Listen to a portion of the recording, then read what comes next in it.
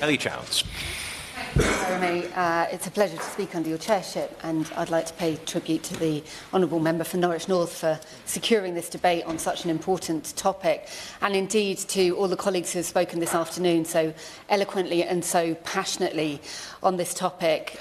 We've heard devastating statistics about the impact of conflict on women and girls.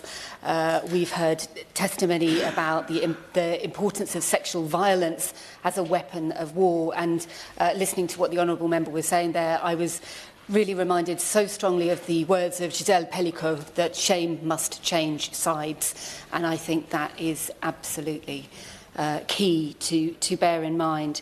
I was also reflecting during the speeches that members have made about the fact that the impact of conflict on women and girls, the impact of violence, conflict-related violence on women and girls, isn't just something that is perpetrated by soldiers in uniforms with guns. We know that in the context of conflict, and indeed post-conflict, there's an increase in domestic violence against women and girls. The inequalities, the injustices are writ large through societies, and that's why it's so important that we do have this debate today. This is an issue of very personal interest and concern for me. Before I came to this place, I worked for many years in the field of international development, including in northern Uganda during a time of conflict. And so I've been reflecting here and thinking today of the women that I knew and worked alongside there during that period. I've also worked with the Ecumenical Accompaniment Programme in Palestine and Israel that works for peace in that conflict. I was thinking of the women in Ngulu in northern Uganda that I used to work with from People's Voice for Peace, and the role that they played, local women supporting their fellow community members, women in their communities who had been affected by sexual violence, by displacement, by theft, by violence, by the complete loss of livelihoods and lives of loved ones, and the work that was done by those within those communities to support their sisters to endure through extremely difficult conditions. And in thinking about the remarks that I wanted to make today, so I thought of these women, I thought of women in Gaza, in Israel, women in conflict all around the world, refugee women that I know in the UK, who are the lucky ones who have escaped from situations like this, women I know from Iran, from the Ukraine, who I think I hope would support the remarks that I'm going to make and the suggestions and requests to the Minister. And I think it's just so important that in debating these topics, it is those women's voices that we have at the centre of our thinking and our discussions.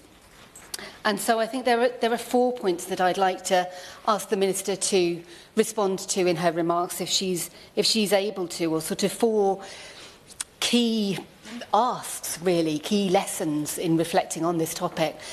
The first is, and I think we are agreed in this room on this, the UK government must do everything to defend, to protect, to uphold the rights of women and girls in all of our international interactions, as we should in all of our domestic work too. I'm sure that is difficult and complicated diplomatically sometimes, but it must be absolutely at the forefront and explicit in all of that work that we do.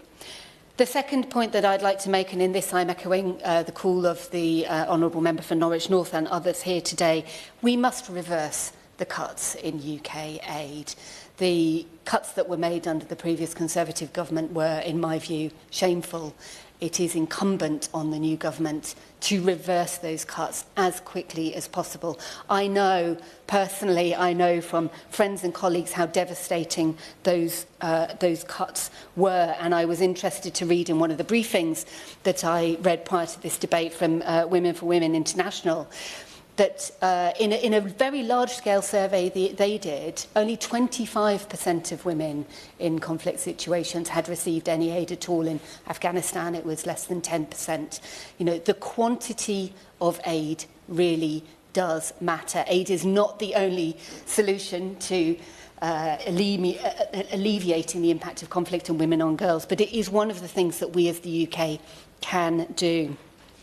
But my third point is that it's not just the quantity but the quality of that aid, and it's absolutely essential that all conflict response, all humanitarian response explicitly considers the needs, the rights of women and girls in framing that response, because as the Honourable Member just mentioned, women and girls do have specific needs, whether that's for sexual and reproductive health in particular, and particularly need for protection against violence. I'm personally a big fan of the use of cash transfers in humanitarian aid, and again, bearing women's rights in mind when distributing aid is crucial, and cash transfers, I would argue, can be one way to really empower women in a conflict response situation. The second aspect of that, I think, is that we really need to ensure that our aid programme gives core funding, long-term core funding to women's rights organisations, women-led organisations.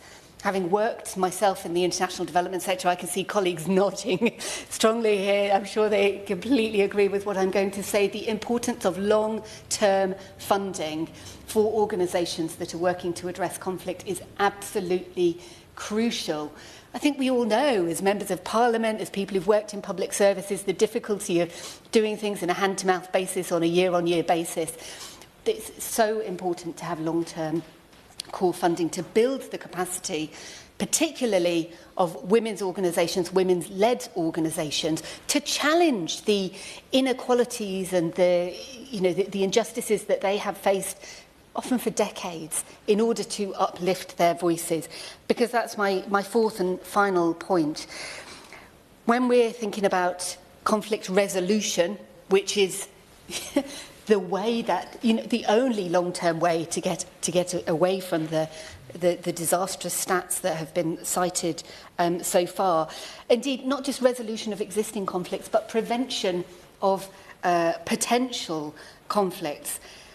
Amplifying women's voices, creating space for women's voices and women's participation, as the Honourable Member here emphasised earlier as well, is absolutely essential. Unless the voices of women and girls are heard and are heeded in peace building and in conflict resolution, we won't be able to tackle the problems we've been discussing today.